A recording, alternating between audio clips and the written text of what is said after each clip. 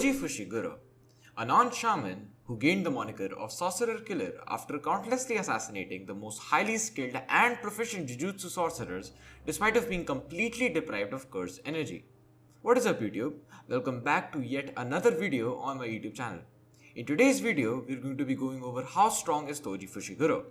Without any further ado, let's begin. So while Toji was technically a non-curse user with no innate aptitude for jujutsu, he was still one of the most elite fighters in the jujutsu world when he had been alive.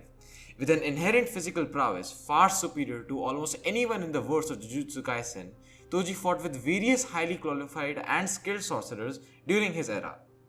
This man was capable enough to overpower special grade jujutsu sorcerers on 3 separate instances, one of which was a young Satoru Gojo who was one of, if not the strongest sorcerer back then.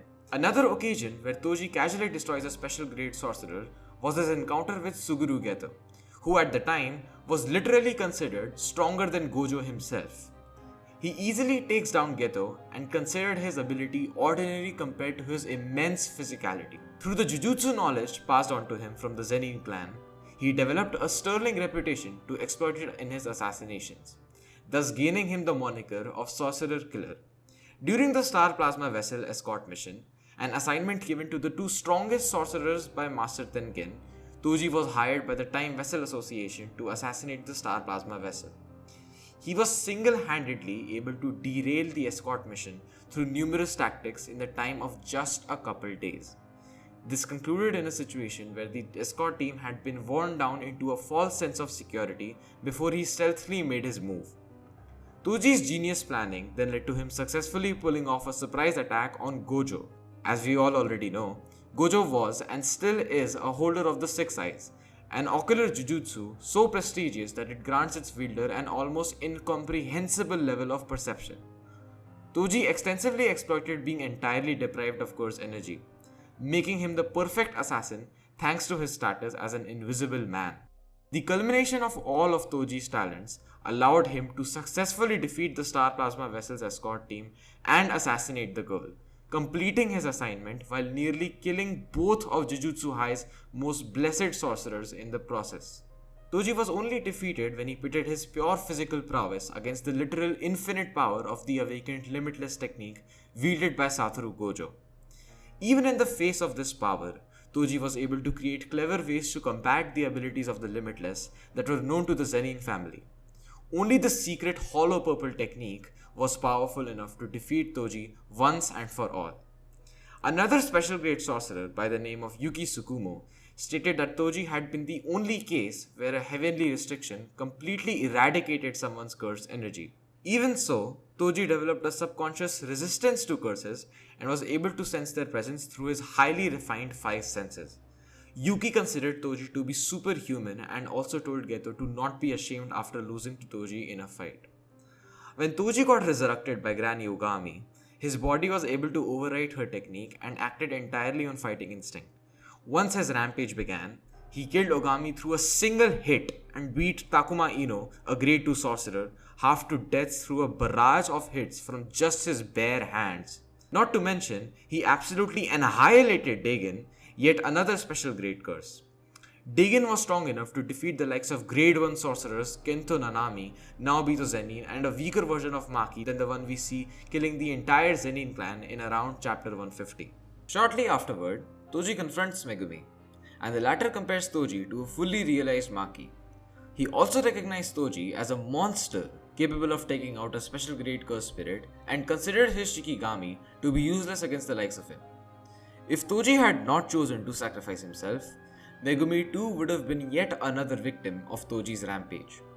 Toji Fushiguro is also capable of employing a wide variety of weapons in battle.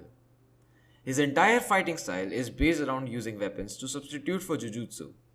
He keeps a vast arsenal in his curse spirit, allowing him to efficiently switch weapons out based on the particular necessity.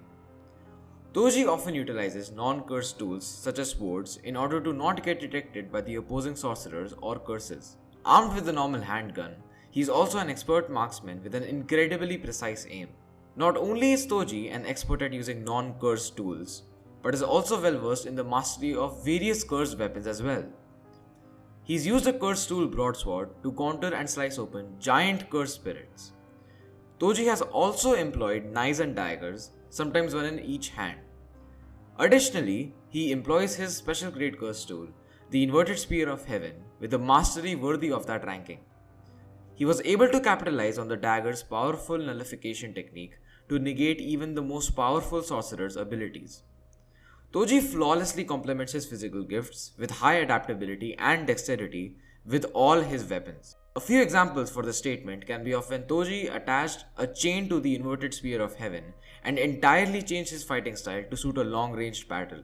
Another impressive feat of Toji in this regard is when he first confronted Dagon and made use of the Playful Cloud to its maximum potential.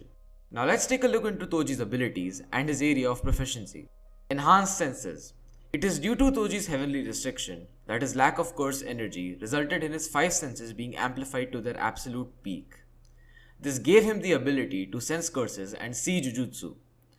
Toji could also track down sorcerers by solely relying on his deepened senses. Immense Strength. Toji possessed an overwhelming amount of physical strength, rivaled only by the likes of a fully realized Maki. Through the use of the Playful Cloud, a tool that demands excessive physical prowess, Toji was effortlessly able to smash through Dagon's hardest Shikigami. Toji was also able to cut Geto's most physically durable curse spirit, the Rainbow Dragon, in half. Immense Agility. It's been stated on numerous occasions that Toji has superhuman levels of speed. So much so that it's almost impossible for his opponents to even read his moves. He was able to dodge Gojo's blue at a point blank range by completely avoiding its field of attraction before Satoru even realized it. Even Megumi said that Toji was insanely fast, even faster than that of a 3-finger Sukuna. In their fight, Toji dodged a point-blank stab from Megumi, despite getting his foot caught in Megumi's shadow thanks to his commendable agility and reflexes. Megumi also stated that seeing Toji while he moves was nearly impossible and was greatly impressed that his speed rivaled that of 3-finger Sukuna's despite of having zero curse energy. Toji has also been portrayed to be agile enough to effortlessly react and decapacitate Geto's curses in their fight. An example for this could be Toji dodging the Rainbow Dragon at a point-blank range by moving on the top of a building. Due to his enhanced reflexes, he was also agile enough to counter Kuchisake Ona's scissor blades, even at the point when they had been directly in contact with him. And literally the moment after Geto proceeded with close-range combat, he and the imaginary vengeful curse get cut down before even realizing it. Even inside of Dagon's domain, Toji was so incredibly fast that he was casually able to run on water like it had been nothing. This feat was shown to impress Dagon himself. He only got faster as their fight went on, allowing him to plow through the endless stream of Shikigami with ease. Great tactical intellect. When it came to his assignments, Toji approached his missions with careful calculation, caution and patience. Toji has retained a plethora of information from being a member of the Zenin family, including understanding the workings of the Limitless and the Six Eyes. Using this information, Toji was able to plot out a way to slowly wear down Gojo and his escort team. With connections to the Curse user community and funds from the Star Religious group, Toji put a bounty on the Star Plasma Vessel's head by posting it on a website for Curse users with a time limit. As a result, the Jujutsu bounty hunters flocked to collect the bounty. He knew that they wouldn't be able to win, so this was pretty much free labor, and indeed a smart way to use his resources. The factor of the time limit also ended up bending in his favor, luring Gojo into lowering his guard once the mission got over. The moment after Gojo deactivated the Infinity, Toji immediately switched to the offense and made his move on Gojo directly. As we see in various incidents, Toji is a smart and analytical foe who can read his opponent's abilities in a mere instant, as shown in his fights against the likes of Geto, Gojo and Dagon. When he got reincarnated by Ogami, Toji instantly created a theory that was correct on how exactly he was able to keep his individuality despite his technique. In conclusion, Toji clearly scales to the highest tier of Jujutsu Kaisen characters in terms of power. This has been very evidently implied via the narrative on numerous occasions.